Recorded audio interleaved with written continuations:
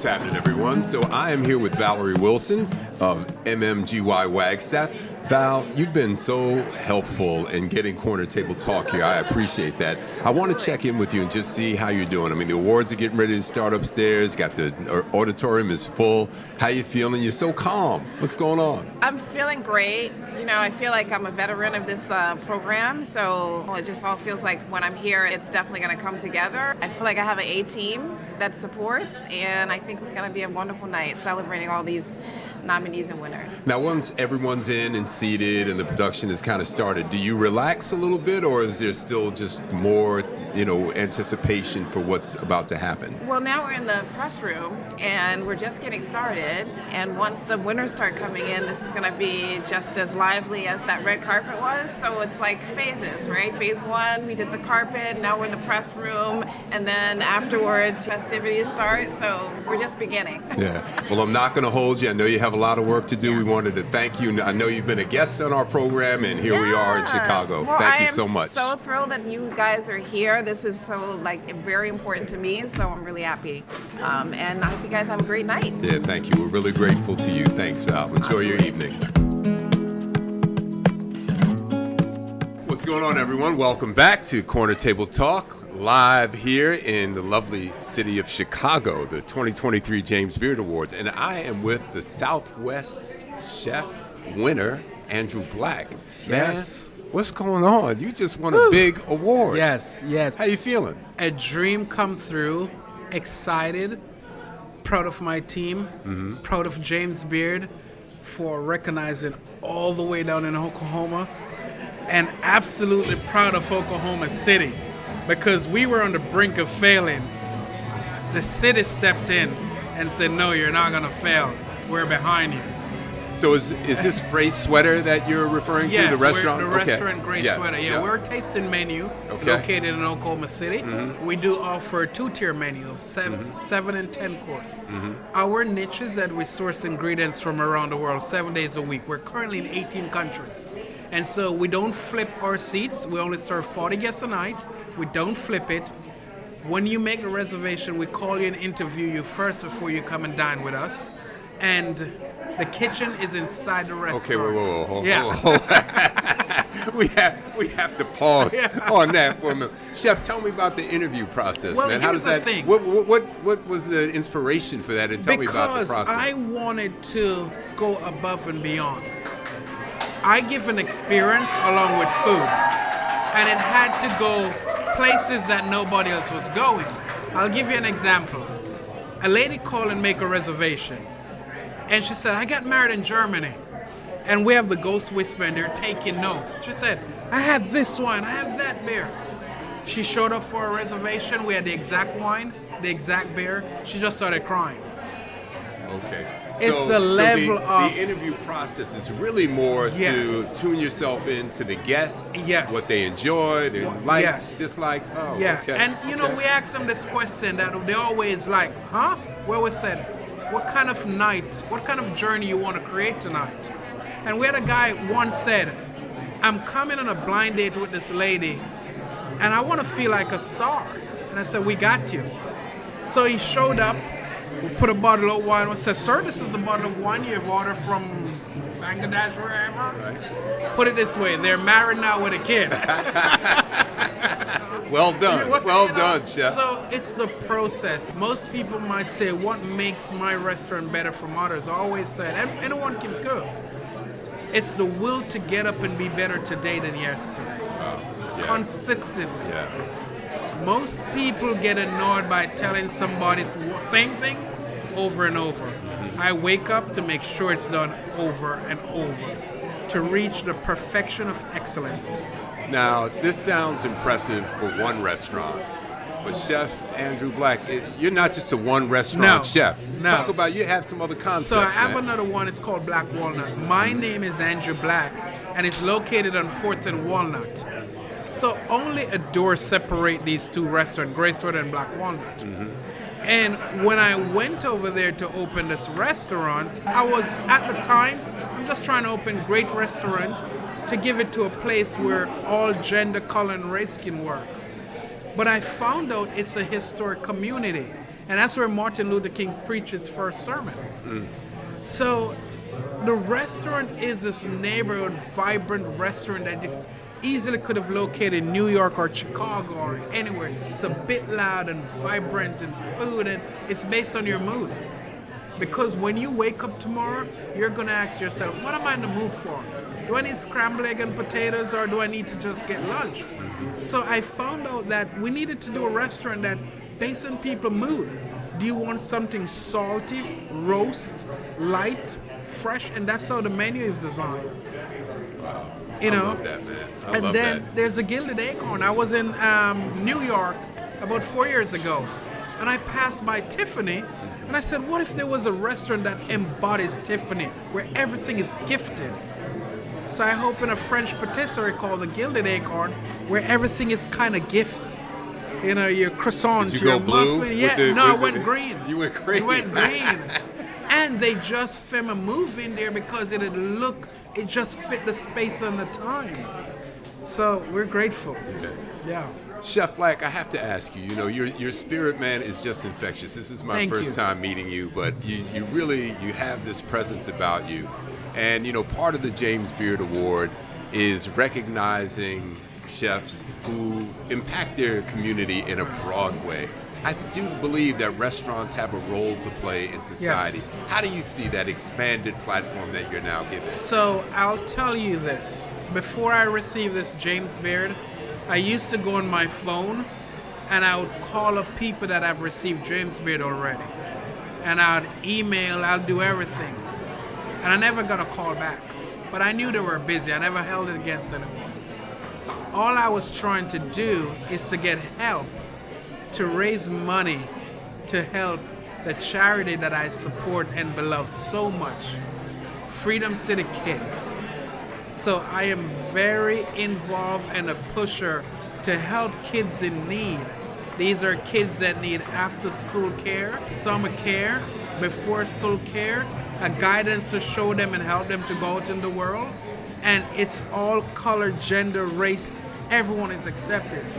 And I know that this James Beard is only going to create a vessel where I now have access to get them better help. Because that's what I'm about and that's what it's about. We are all better for it that you have the proverbial microphone. Yeah. So after the things settle down tonight, after the party, and Right. we all go out and have some fun Yeah. and hoop it up a little bit, you go home, it's quiet.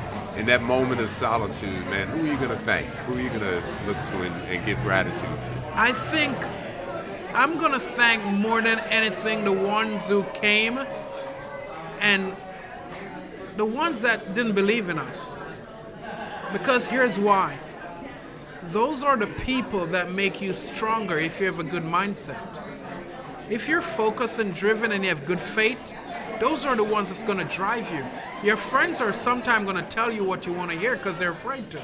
But the ones who tell you you're never going to make it, the ones who said you're a tweezer picker, pretentious, you got to thank those people. Because you got to be strong to wake up the next day and be better than yesterday. That's right. Yeah. So I got to reach out to them and say, thank you. Thank you. Thank you. You remember that day you quit? Thank you. Thank you. You remember that day you run out the restaurant and said, I'm not paying? Thank you. You did me a favor. Yes. I have a friend that has a great saying. He says, a knock ain't nothing but a boost. There you go. Right? There you go. Yeah. So, man, I born in Jamaica, grew up with my grandmother, East Indian, dirt floor, no running water, no electricity.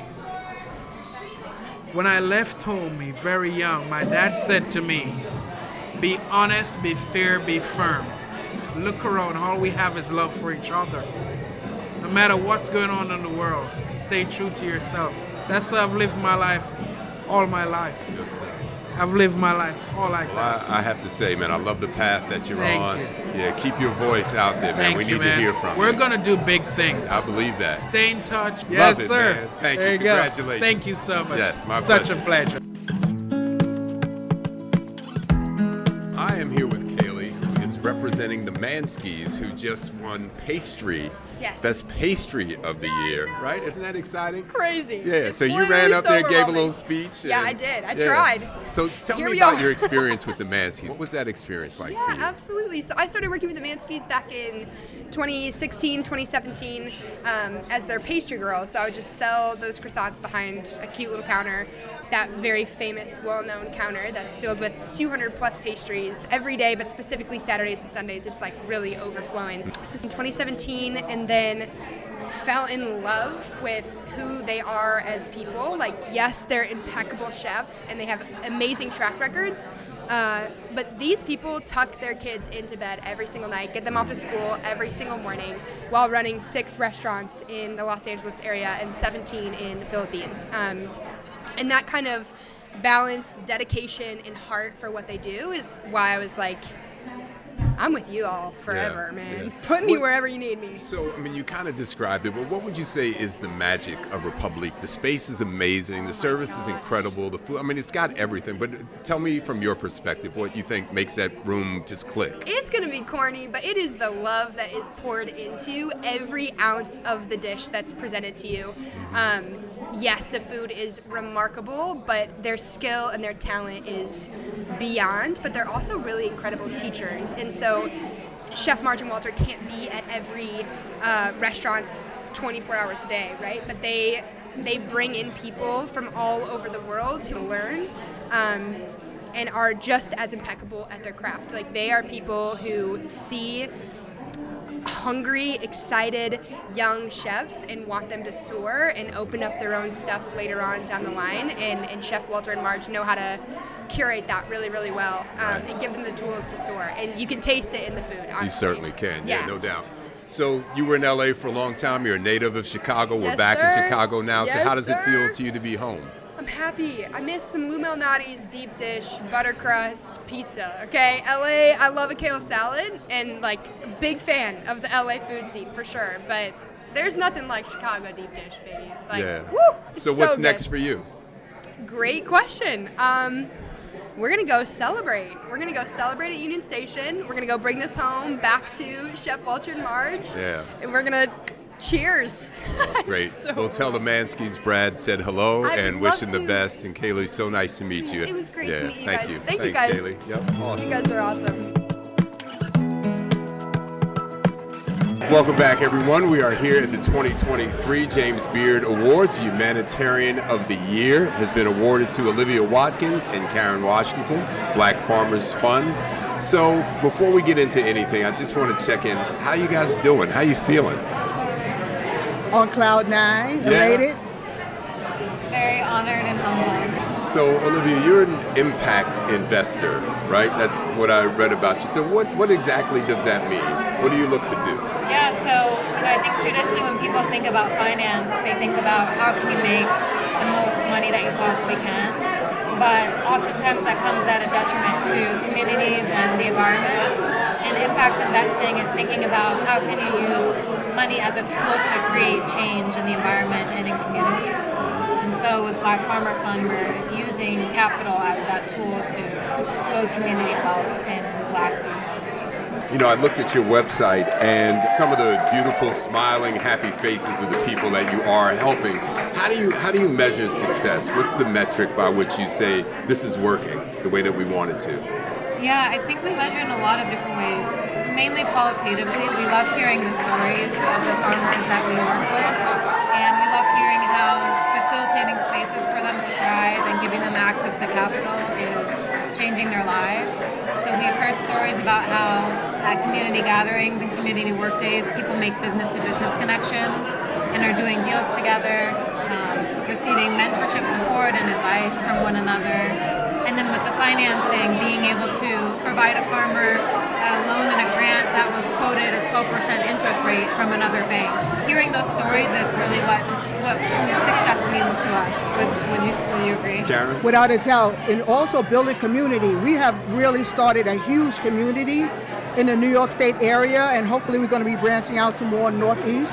And I think when you see success is this family that we're building, this family that's building it, that's trusting the way that we're doing finance in a way that no other institution has done in the past.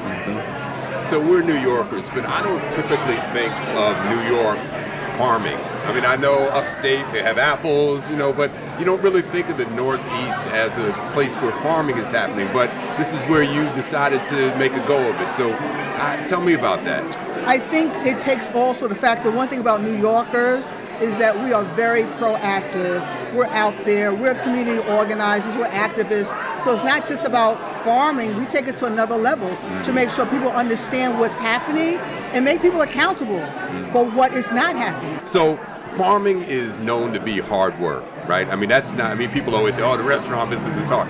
Farming is hard. Olivia, what's the biggest challenge that you face in getting the attention or the support that you need? Where do you find your challenges? Yeah, so being a farmer in the previously and then moving into finance, I think the biggest challenge that we see is that there are not a lot of other financial institutions out there that are willing to, think about the risk management and shift it from what's the risk of investing in this business to what's the risk of not investing in this business. So what's going to happen if we don't support this business? It would be our dream to have other financial organizations on that same page because it would open up so much capital for farmers. And I think we're seeing a lot of farmers are struggling with accessing land, equipment. Yeah, I think people really don't understand the urgency of the plight of the black farmer. We only own 1% of land here in America. We're disappearing, and I think that hopefully from the work that we're doing, we're sounding the alarm, like, look, we're Americans, we've been here, we were brought here because of our knowledge of agriculture, and now it's time for people to step up, not to be afraid of investing in people of color and black communities, because at the end of the day, it's about feeding all Americans. So yeah. I want to read something that I took from your website that just kind of really touched me. You said, quote, Black Farmer Fund was formed out of a series of conversations among black farmers in the Northeast who were seeking capital that did not replicate the discriminatory and predatory lending practices that have been driving black farmers and land stewards off their land for over a century. Stewarding land may feel distant to some, but simply put, a land steward is someone who cares for the land. Whether we are actively caring for the land or not, we are all connected to it. I mean, there's so much in that statement to me, and there's a bit of a reparation, payback. I mean, this was a crime committed. You're doing your part to give it back. But there's also a sense of well-being that I got from it. I mean, we're talking about stewardship of the land. What more organic need do we have than to take care of the very land that we stand on? What are your thoughts about any of that? When I go around the country and I talk, because we put so much emphasis on ownership. And I tell people we don't live long enough to own anything. So how can we say, instead of owning it, that we can be stewards of the land and caretakers of the land? Because then you see the longevity in it. Right. Because you're caring for the land, you're stewarding the land. And so when you get people to sort of focus on that, then it's powerful. Mm-hmm. We also work a lot with an organization called Northeast Farmers of Color Land Trust, and they're a BIPOC-led land trust that works to give land back to indigenous communities, help BIPOC individuals purchase land, and work around stewarding the land for environmental benefit. And so the stewardship piece is really, us being in solidarity with organizations like NEFOC who are working on the ground to right some of the wrongs that have happened in, land theft and also theft of labor from African slaves. And so, I think not only is it, getting food to people's plates, but also doing it in a way that's not extractive, doing it in a way that's going to heal the relationship and the trauma, because there's a lot of trauma in that space. The idea, just the word stewardship suggests that we don't really own anything, right? This is all temporary. Right. But we're taking care of it so that there's something to pass on to the next generation. That's really what we're talking about here, right?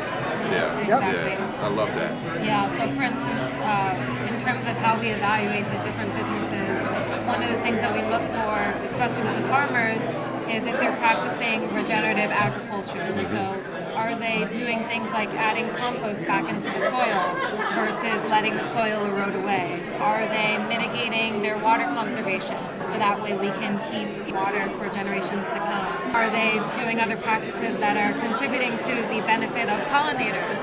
Are they planting pollinator gardens? You know, may not necessarily make them money, but pollinators are a very, very important part of the food system. Absolutely. Yeah. You know, we opened up a small restaurant in South Los Angeles called Post and Beam, and the news media referred to the part of South LA that we were located in as a food desert. And I'd never heard that term and never really thought about it, you know, but we know the prominence of liquor stores and check cashing places in our neighborhoods. And I know you work with restaurateurs. What way do you see integrating some of what you do to help restaurateurs kind of drive this message that you're trying to deliver?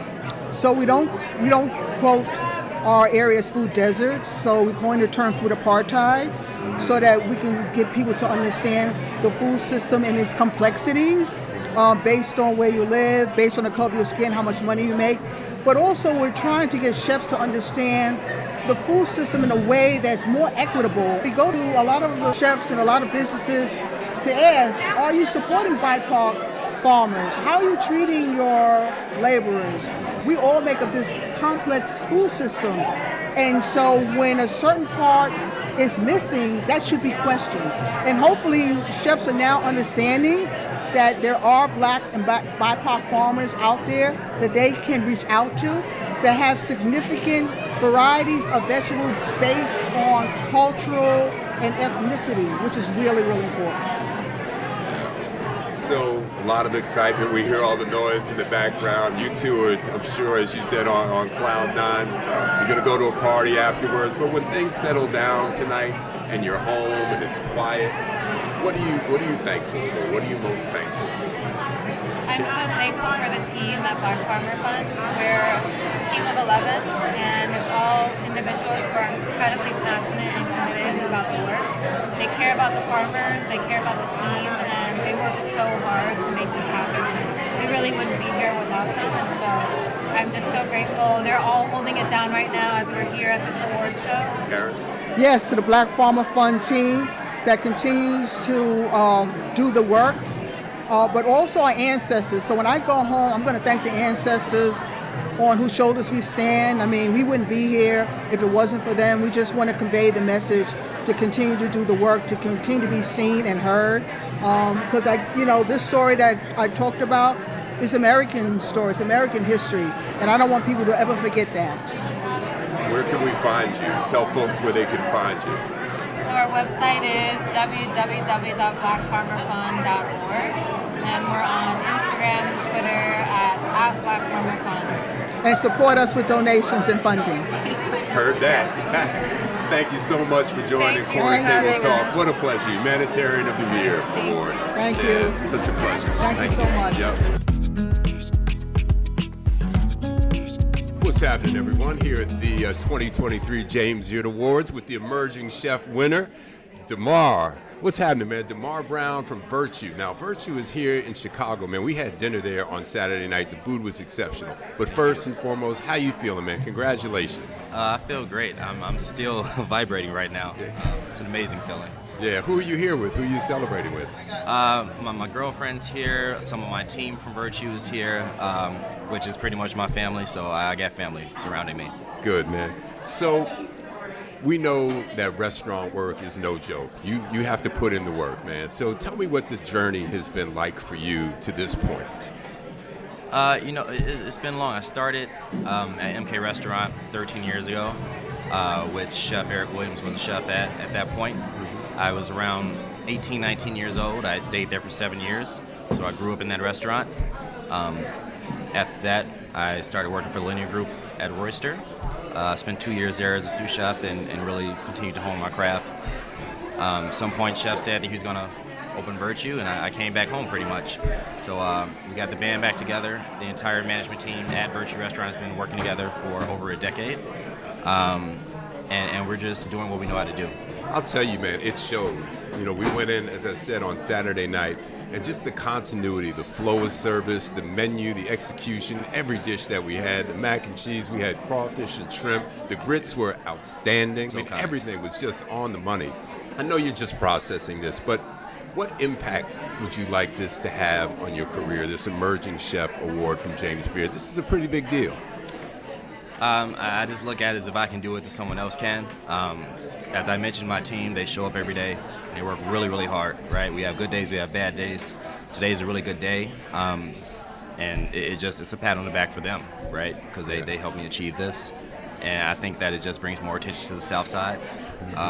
And I keep saying this, come and see, right? I think there's a lot of myths and weird beliefs about the South Side and being dangerous and being this and being that. But what I notice is when I'm talking to the dining room, people are like, oh, it's beautiful out here. I never come down here. So I tell everyone, come and see. Yeah, I would recommend that too. You know, the location, the corner, the building is beautiful, man. I mean, the ceilings, the windows, I mean, the decor just feels right. I can't imagine that would be a part of town that folks wouldn't want to venture into. But as you mentioned, the South Side has had, you know, some bumps and bruises along the way. But you guys are leading the way for a new South Side, wouldn't you say? I think we're joining the race. Some might look at us as leaders, but we're just trying to do our part. And I think, all of Chicago has had some bumps and bruises, but the thing about Chicago is really resilient, and Chicago supports Chicago. So I just kind of believe in the whole unity of it, and I think that's the mission, you know. Yeah, nice, man.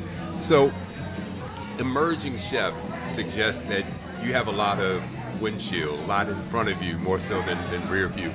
What do you hope to accomplish as you look down the road, man? What goals would you have in mind for the future? At some point, I want to own my own space, right? I'm not in necessarily a rush or anything, and I want to continue to cook food that I believe in and do my culture proud, right? I've been running for a long time. I don't plan on slowing down anytime soon, and I'm really excited for what's to come. Yeah. Where do you find the inspiration, man, to do the work that you do on a daily basis? What lifts you up? What inspires you? I was raised by 3 women, my mother, and my grandmother. They all worked, they all cooked, they were all involved in the community, they were all involved in the church, and I'm literally doing what I saw them do. Some of the same things that people are celebrating right now are things that I celebrated at my kitchen table when I was a kid.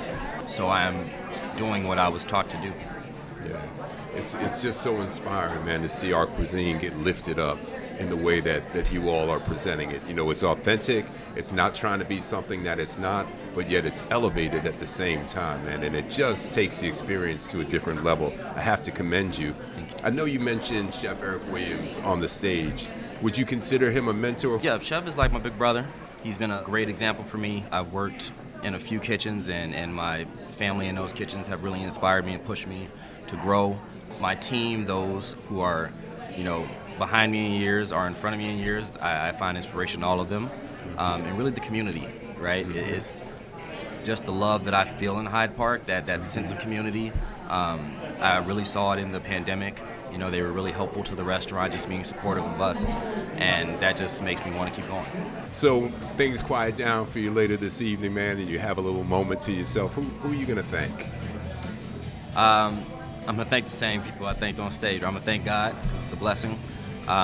We're going to have a party later with the team, and we're going to celebrate each other. So I'm looking forward to it. Damarr Brown, congratulations, man. This is such a great honor. Really appreciate you stopping by Corner Table Talk and talking with me for a few minutes, man. Thanks for having me. Enjoy the rest of your night. You too, brother. Welcome back, everyone. We are at the 2023 James Beard Awards in Chicago, the lovely city of Chicago. Corner Table Talk, and I am here with the Outstanding Restaurant Tour for 2023, Ellen Yen of High Street Hospitality. Ellen, congratulations. Thank you so much. It's a pleasure to be here. Thank you. How are you feeling?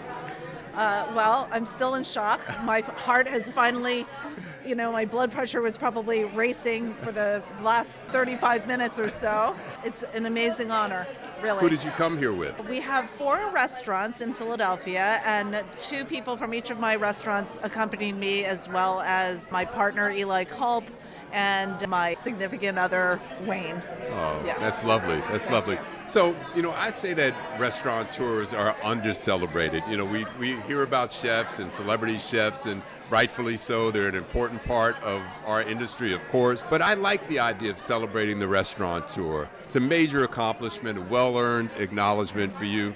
What's the journey been like for you to this point? Right. Well, this industry has come a long way since I started 25 years ago. We just celebrated our 25th anniversary at Fork, our flagship. Congratulations. Thank you. But back then, restaurateurs may be the maitre d', or maybe they were the mom and pop of the restaurant. As time has evolved and the culinary industry in general has become far more sophisticated, I think that the business of operating restaurants has equally become as important, and especially during the pandemic, you were no longer just a maitre d' or a leader even. You were a frontline worker, you were a community activist, you were a lobbyist, you were all these things that had to help move the industry forward. And I think that the role of the restaurateur is more relevant than ever. I'd agree. A lot of people have fantasies and they think our business is very glamorous and it looks like fun. I know a lot of people, so I want to open a restaurant, but there's a lot of risk, and there's also a lot of reward. If you're lucky enough to stick around for a little while. What's the most rewarding aspect of the business for you? The most rewarding aspect is for sure the people. And when I say the people, of course, customers enjoying and celebrating many special occasions and birthdays and anniversaries, but also the people who come through my door, whether they are teenagers, whether they are students wanting to become actors, or they are professionals, or they are burgeoning chefs or restaurateurs themselves. Seeing them come in and take something positive away from that experience is the most rewarding thing. And I don't expect everyone to stay with me, but I do want to have an impact on people's lives. As you just alluded to, people that we get to work for us, they don't always make it a career, right? They're with us for maybe a short period of time. But I've noticed, Ellen, and I wonder if you have, that the people that excel at anything that they do are the ones that are going to succeed. The busser that takes it seriously, the server that takes it seriously, the host that takes it seriously, that does the job and performs at a certain level. Those are the people that go on and succeed in life. What's been your experience that way with teaching being a big part of what you do and what you offer? Well, so many people start their careers in life, or their first work experience is often in a restaurant. And so it's so important to teach great habits from the very beginning, whether that's just being on time, fulfilling what you say you're going to do, having integrity. All those things are so important to succeed in life. And that's why I think that working in a restaurant is so underrated in general. It's so important. These communication skills, life skills are vital to everyone's success. In considering this award, James Beard mentions as part of their statement, a restaurateur who uses their establishment or establishments, in your case, as a vehicle for building community, demonstrates creativity and entrepreneurship and integrity in restaurant operations. Vehicle for building community, creativity in entrepreneurship, and integrity in operations. Can you take any one of those or all of those and just give me an idea of how you apply that in your business? Well, when I opened in Philadelphia, Fork, 25 years ago, the restaurant community was a completely different animal. It was smaller than it is today. And I think that the community building part of it is seeing neighborhoods where maybe there was nothing happening and seeing positive economic development happen. Now, of course, there's positives and negatives of everything. Some people would say, maybe that there's gentrification or whatever. But ultimately, I think the community part of it is helping others improve their lives. Sometimes that is improving the community right outside the restaurant, making it safer, making it cleaner, making it cared for, making the people in the communities have jobs. I mean, all those small things help create community development. Absolutely. So along the way, Ellen, did you have a mentor or someone whose footsteps you followed? I've been very, very fortunate to have a lot of mentorship and support, and hopefully I can pay it back. that's one of the things actually that I'm very passionate about is mentoring women. And so I hope that I can be a mentor to other women through our organization, Sisterly Love Collective. I love that. So you kind of answered my next question, but if you don't mind, I think restaurateurs have a unique view into society. And, given the discord, all of the news, if you tune into it and you worry about the direction of the country or whatever your concerns might be, what do you think the role is that the restaurateur can play in bringing communities together?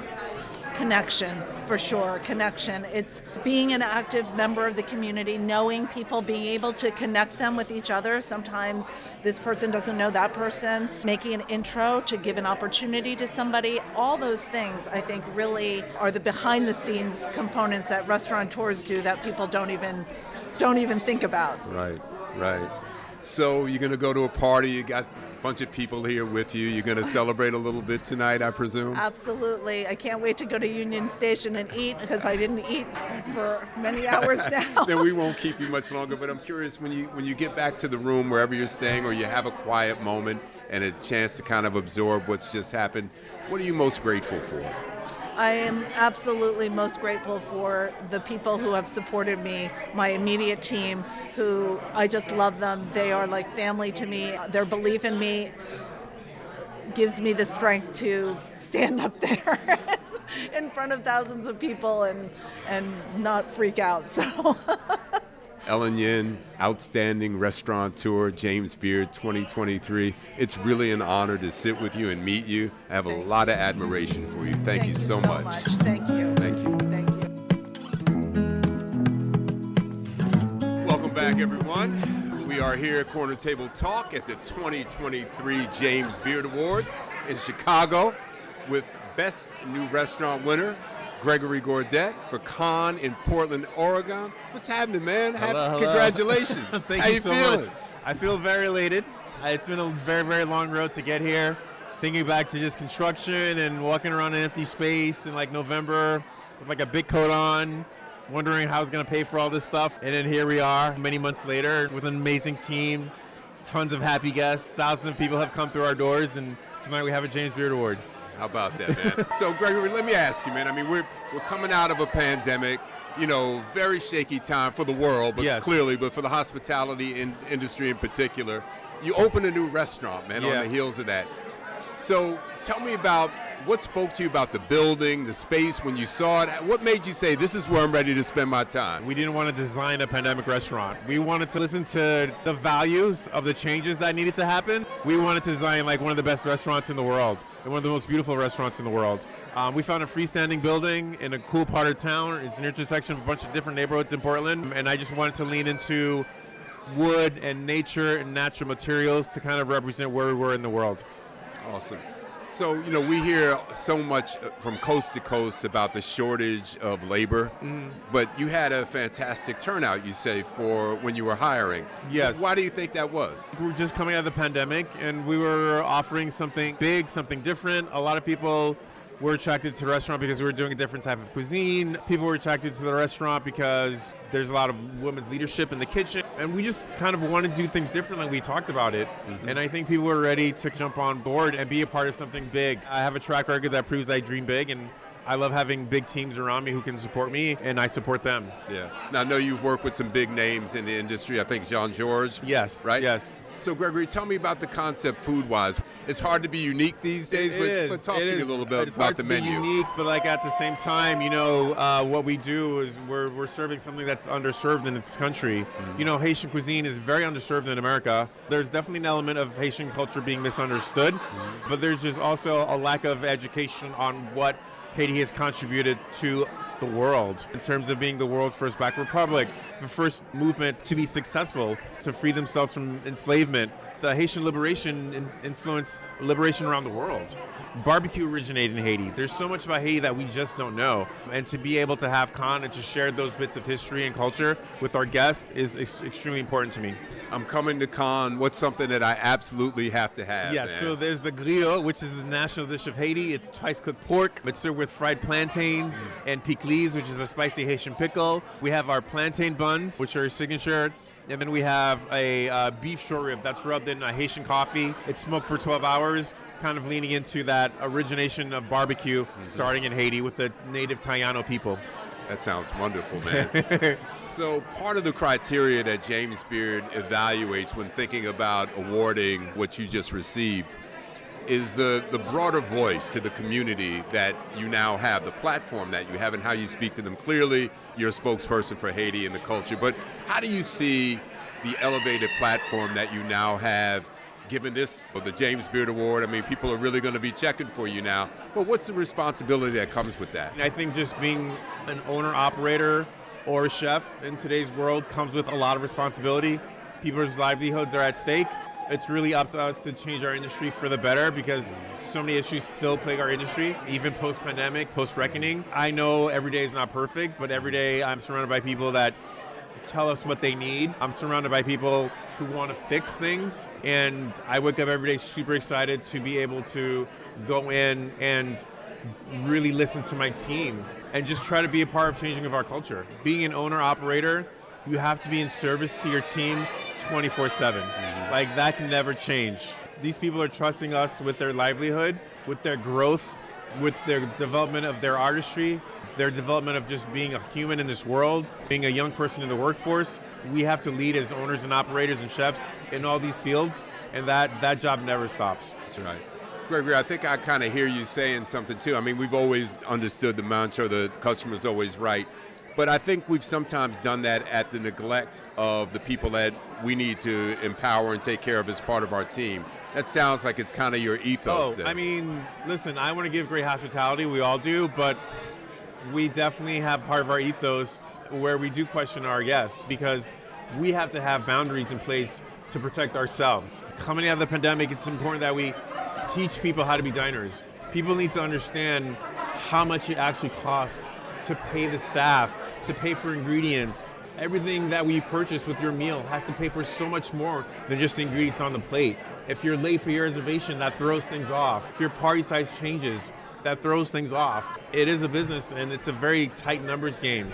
Profit margins in restaurants are tiny, no matter how busy they are. So we are very much in a place where, honestly, the customer may not be right, but it's our job to guide them as gracefully as possible with these boundaries that we have in place, so that the team and the guests all have a holistic, wonderful experience.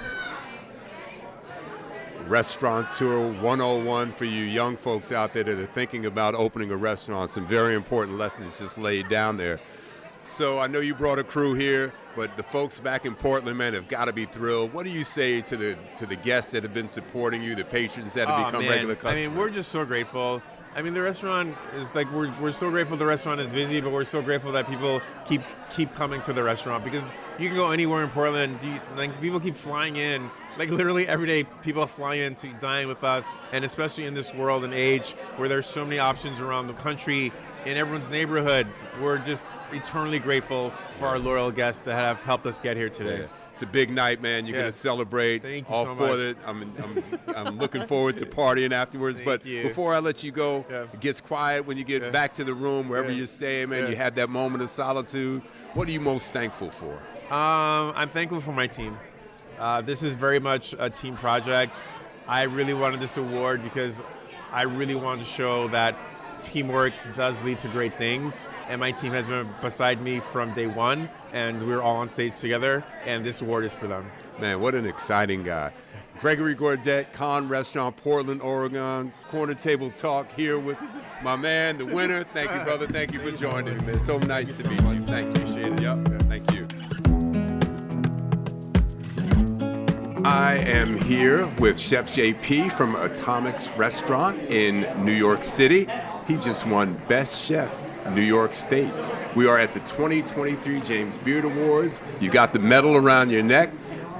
You're looking handsome. You got the great suit on. This is a really exciting moment for you. Tell me how you're feeling. Of course, it's feel amazing because I never thought I'm going to be won this kind of amazing award on our restaurant, because I moved to New York about 10 years ago. It's me and Elia from Korea, and I barely speak English, and of course I know about how to cook, But so only language I can do show to the New York diner is my food. So recognition of this like beautiful award means a lot to me and our team as well. I bet. Now, I'm a native New Yorker. I grew up in New York. I was born and raised in New York City. New York is a serious food town. Yes.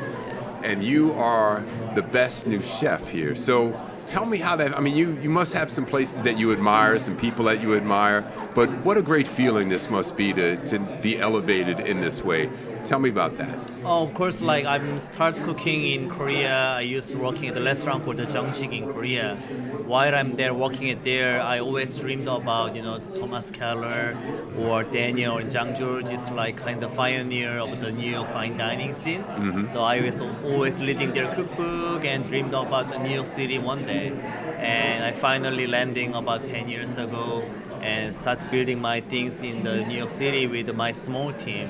But now we have the full restaurant and then we have almost like 200 employees. So we kind of growing up in last 8 years, like really quickly. So I'm very thankful. So tell me about your path. You said you've been in New York for 10 years. Where did you start? What was your first job there? I work in the restaurant called the Jeongshik in Korea. And the chef is actually opened the Jeongshik in New York about like 12 years ago.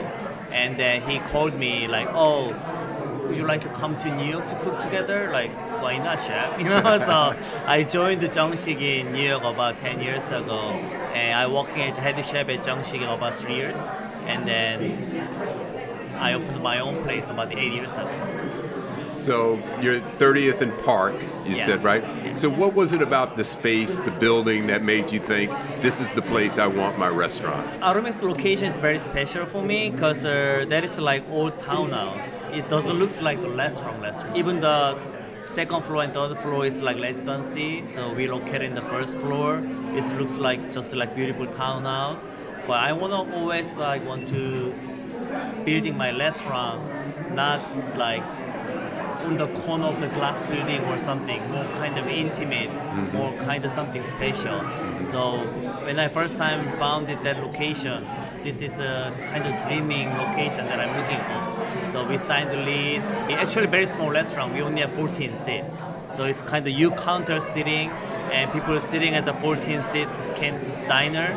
And we're serving the tasting menu. It's about the 11-course menu as a fine dining restaurant. I see. So with the pandemic hopefully behind us, it's had to have been a difficult time. What did you do to get by during the pandemic? During the pandemic, it's definitely first challenging about keep our team together as a tight because, the government is asking about closing the restaurant. Or if you're not opening, you can do only outdoor dining. But our restaurant format is not really welcoming for the outdoor dining. So we try to find out what's the best option we can do. So we try to set up like little kind of delivery system, and we're also doing some kind of subscription menu to our regular as well. And so we try to do ourselves as much as possible. And of course, that's helping us a lot. So, Chef, one of the criteria for the James Beard Awards is how you impact your community around you. What's important to you about the voice that you now have, giving an elevated platform? People are going to be looking to you to have an impact. What do you think about that position as a chef? I mean, of course, as I'm immigration, I moved to New York.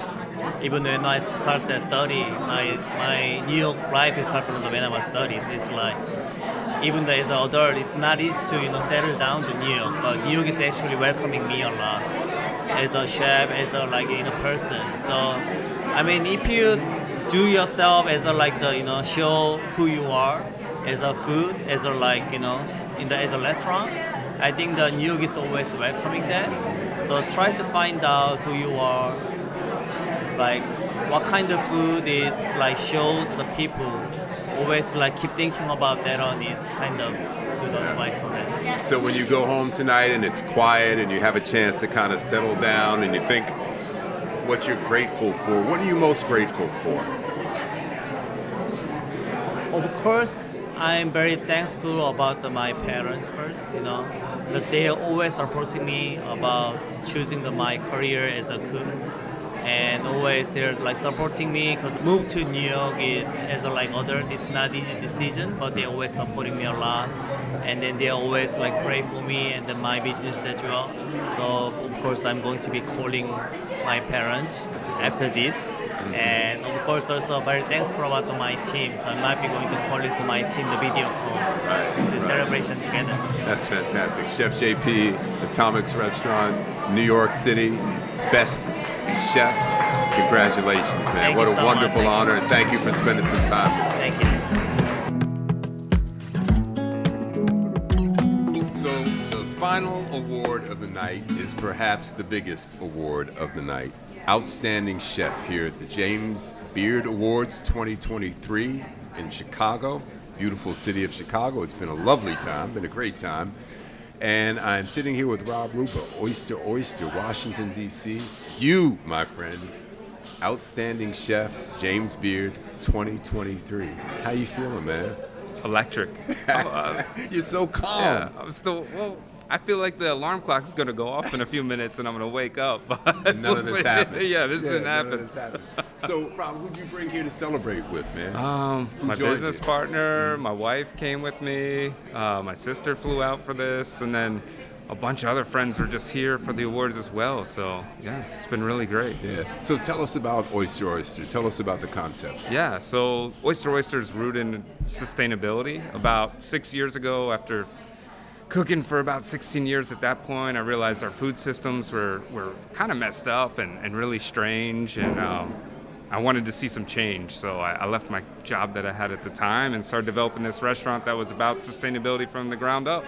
I switched to a vegetarian diet right away, like cold turkey, started looking into what would make the world a better place, from just not just our food and what's on the plate, but also how we treat our staffs and what that life is like. I mean, I remember working 18-hour shifts, and it's not long, it's not sustainable in that way. So we wanted to develop a culture that was sustainable for the next generation of cooks as well.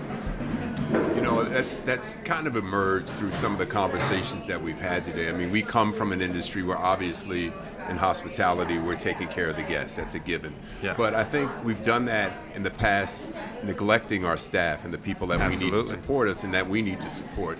And you kind of adopt that philosophy that we've got to find a way to address the staff's needs too. Talk about that a little bit, how you approach that. Yeah, I mean, one of the main things for us was just like looking at what's expected of the individual, right? And like, what are the kind of things we could strip away that aren't really necessary? We all hate brunch. We're going to close Sundays and Mondays because a lot of people in this industry, their partner is not in the industry and they need a day with them for sure. So that was one thing, being 5 days. Giving everyone 2 weeks off where we close the restaurant, we pay them for that, and it's just like nobody's thinking about the restaurant, right? Like, you just get to go. Normally it's like, oh, I got to know who's covering my shift, and like, you're on vacation, but you're worried about the restaurant. We've kind of broken down the barriers of front of the house and back of the house. The cooks on the team will run food as well. They'll help polish glassware. The servers will kind of jump in and help us with things if we need, like, can you help put this produce away or pick some herbs for us?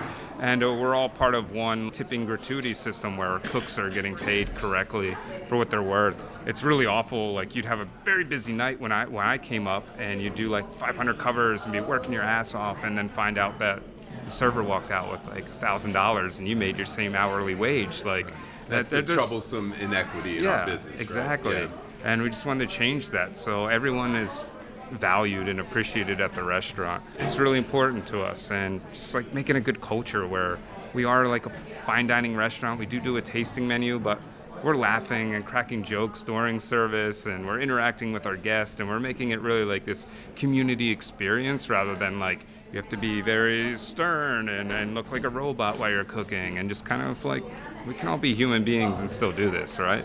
What a great approach, man.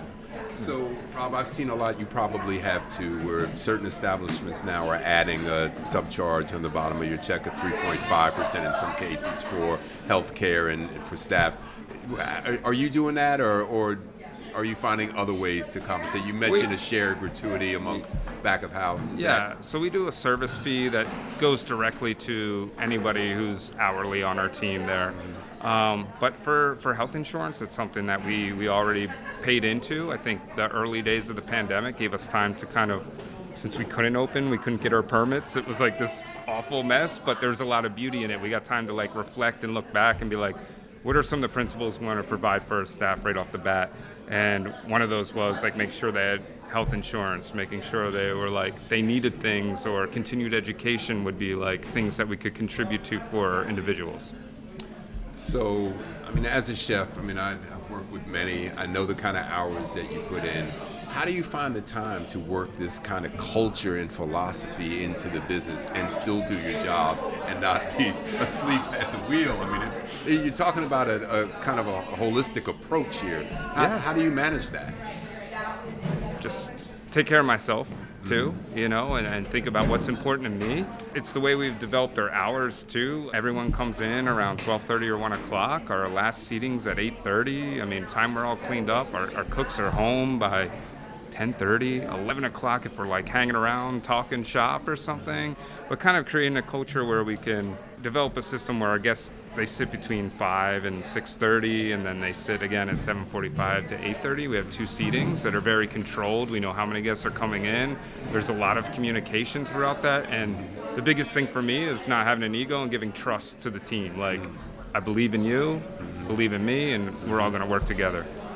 Well, that comes across, man. I just met you, and you have a very natural, kind of easy, humble appeal. Now that you're a big James Beard winner, that might be a little different, but Nah. how do you keep that ego in check? We're all human beings, and I remember being screamed at and having things thrown at me as a young cook and never wanting to be that person. And I've not always been the best person, but now I feel like I'm in a place where I'm very happy with who I am, and I'm very happy with what I have, and I know that if I don't take care of my staff and I don't treat them with dignity and humility, that it's going to fall apart, right? And then I'm just going to be frustrated, and the guest is going to sense that, and the whole thing's going to crumble. So it's like an ecosystem, right? So we just have to be calm, cool, collected, and treat each other with respect. It's more about leadership and doing that with I don't know what the right word to put this. I'm not trying to be commanding. I'm not trying to be demanding of my staff. I'm just the one that help guide them and give them the right decisions, because I've made a lot of the wrong decisions, right? That's a good way to learn, though.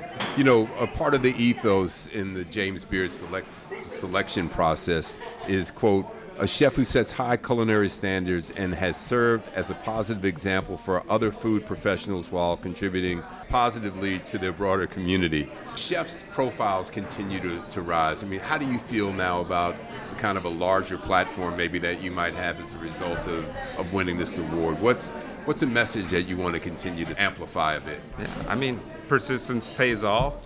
Doing the right thing pays off. The work I'm doing now and very late in my career is the most meaningful things I've ever done. I think being a part of your community is really important. Like, you can think about these awards and these accolades, but if that's your focus, you're not going to be sitting here talking to someone like you after an award, because you're going to be chasing something that you can't reach. You got to be doing some real work that matters in life, and think about that. Are you really happy with what you're doing? And if you were to look back at this 50 years from now at your career, were you doing something meaningful, or were you just chasing a dream, the carrot dangling in front of you, you know? Mm-hmm. You know, clearly we're not curing cancer, but I think restaurants do play an important role in society and community.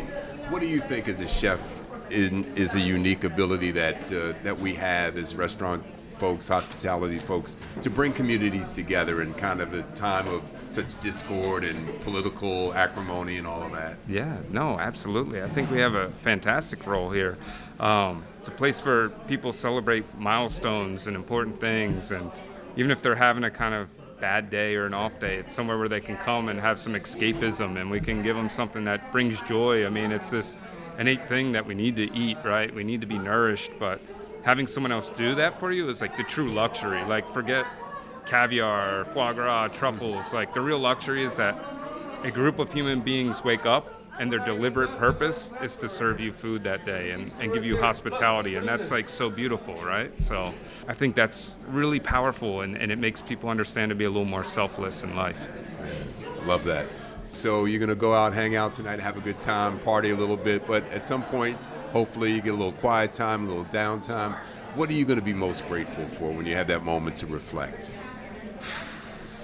that the sacrifices I've made through my career and the times where I could have chose money over maybe doing something meaningful has paid off, and that I'm headed in the right direction, and just to keep doing things the way I'm doing it, and just try not to change too much, right? Well, I would say you're headed in the right direction. Rob Ruba, Best Chef 2023 James Beard. Congratulations, man. Thank you for spending some time with us. Thank you. That was great. Appreciate it.